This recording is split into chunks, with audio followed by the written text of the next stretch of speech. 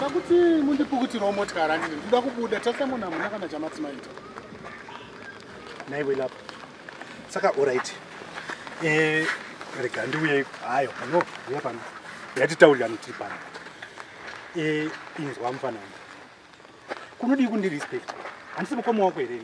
Mukoma wangu ka handisi ingatakwasana zvakanaka wani. Kubvira makusenese mamuka tanchingotaura ndakakukumbira mukoma ndipukutireiwo ndoda kumhanya kushopu ndafonerwa nemukoma nekushopu hanzi mvura iri kupinda handiti grosari riri kunayiwa chitipukutireiwo kamukoma ndichipedzisa zvanaita mumba hamuna kana chamati maita wani but handiti uri kuona here kuti izvo ndiri kubatsira maiguru vako kusakura maburaya izvozvi ndanzi namaiguru vako ndiise imwe mihomba saka ndosaka ndaakuti ndichigadzirisa pajurawo refenzi rawakatiisira iri ndaakuti ndichiisawo mihomba panapa kunobuda uku ndodyara mihomba tozoryavo hapana chakaipa pane zvamukutaura mukoma handiti. So what's your problem? Muhomba utize mukoma inini ndiri kumashure kwenguva handiti. Muhomba munogona kuita kana mangwana kana kuswera mangwana kana mazuva anoteera asi ini ndoda kumhanya mukoma. Kwenye mvura iri kupfunha hausi kuiona here mufanani? Ndoenda kutaura kuti ndoda kumhanya ndinogadzira software kushopu. Inini ndodawo kumhanya ndogadzira mihomba yangu yakateera fenzi yako iyi yawakazviisira wega usina kana kuti mbondikonsautawo kuti mukoma toita sei. Ndoda kuti mbambaire dzigobatwa nemvura iri kupfunha iyi nokuti kune guti saizvozvi dzomera dzobata sezvakaita idzi tozoryawo imimi namainini vangu pemune muchirya chingwa nechenyu nemajarini muchimwa tii inomukaka obvu inini namaiguru vako toryawo mabura etetaisa apa netii yedu tsvuku vhiniga zvakashata chii.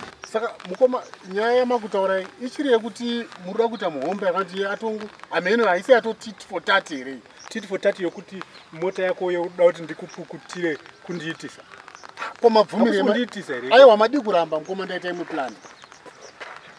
Handi mukade maramba ndaita imwe plan. Pane kuramba kunodarika ikoko here. Chiri kuita kuti ndirambe unoziva chii mufanani. Inhau yekuti ndinouya kwauri ndokukumbira ndizvo. Chichi unombondiitira wewo munin'ina wangu. Saipapapa ndakakukumbira musi unoyu ndikati ona vana vari kudzingwa kuchikoro ndizvo ndiwedzerewo mari ndivatengere uniform ndivatengere mabhuku ari kudiwa ndigovabhadharira school fees.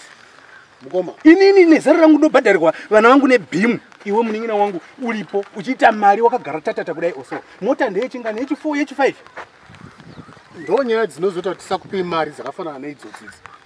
Last time ndakakuti ndifukurirewo mugodhi wangu hamusisina mvura handiti mukati hendi kufukura ndaenda kushopu ndakadzoka musina chamaita ndikakukumbirai futi ndikati mukoma ndinokumbirawo mundivakiro danga rehuku apa tarirai mune ndakatobhuka huku uko handika iko zvino zvakazopedzisira dzatogumisira dzatorwa nemumwe munhu imimi hamuna chamakandiitira danga hamuna kuvaka apa ndakutestai nekugeza mota chete apa hamuna maramba saka mari yacho ndokupai ndokupiraiwo chii. Good.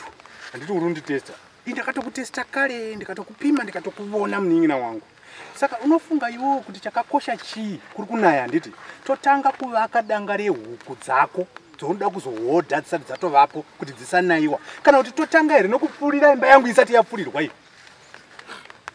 Sa imba tinopfirira tese here mukoma imunopfirirawo kaimba yanyu indichiitawo zvandee ndichiita inga uri kuda kuti wani ndikuvakire chirugwi chehuku saka chichindibatsirawo kupfurira imba yangu. Zera rangu rineri shamwari ona apa takavakidzana mukoma nomunin'ina ona masiyarano akaita dzimba dzedidzi kana newe hausodiwe here wakatarirawo so kudai you feel proud kuti this is my elder brother uyu mwana wababa wangu namai vangu uyu mukoma usadaro so tozoya totaura nyaya yamukutaura here saka wakuenda kupi handikutaura zoti uchitaura kukunayiwa muna basa nazvo basa nacho kukumbira mari kezozvinhu zvamugona kochindisiyirawo kambijana yechingwa mangwana handiri unopavona manje uyu mufana uyu mangwana akahasvike mangwana rudzi iwawo ndoukama rudzi ihwohwo.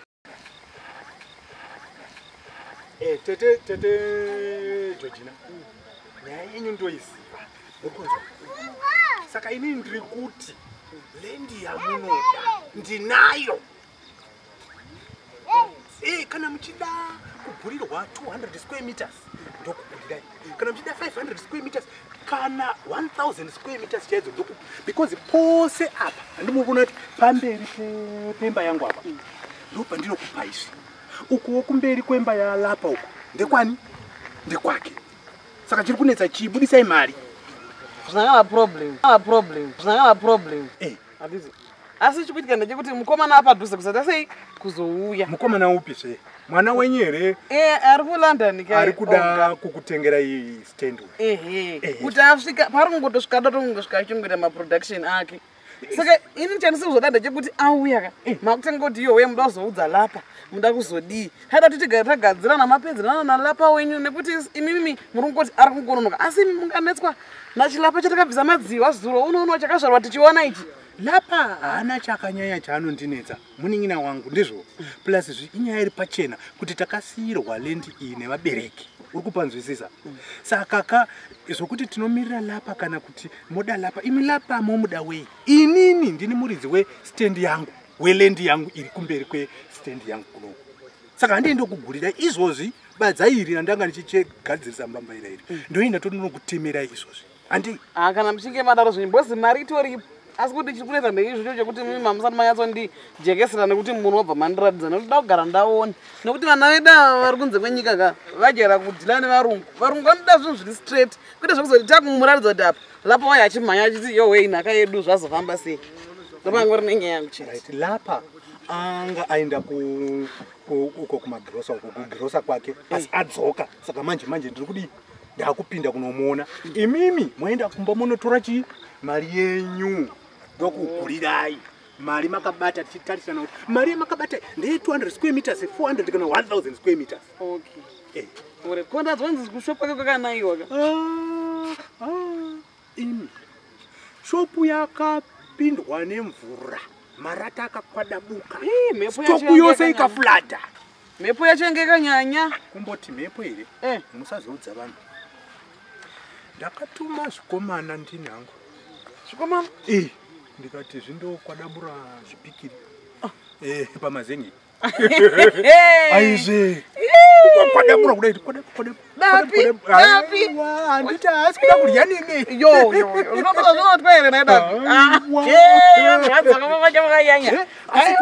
inzwai katete joji imimi muchizodai oka pamukomana mwana wenyu handitika asi ngati titoti tikati stand 2000 kuti 4000 kana $6000 depending kuti yakakura sei ndizvo imimi motiisawo makapu pamusoro kana 35000 moti 6000 pa 1000 yauya pamusoro iyo pamari yamapuwa nomwana wenyu tozoita hafu $500 yanga yakaipei haina kuipa ka asi mwana wangu uda tiwedzerere mari saka uda ndidye zino pamwana wangu nyaya kwekudya zino ka zape kudyira zino manje handisi kuzoita izvozvo mwana wangu kudya zino nepamwana wangu wese chiendai motora mari ini ndichitaura una Lappa chidyikiwe charamba but tosangana viraone doti Dapi mushagadi mukuru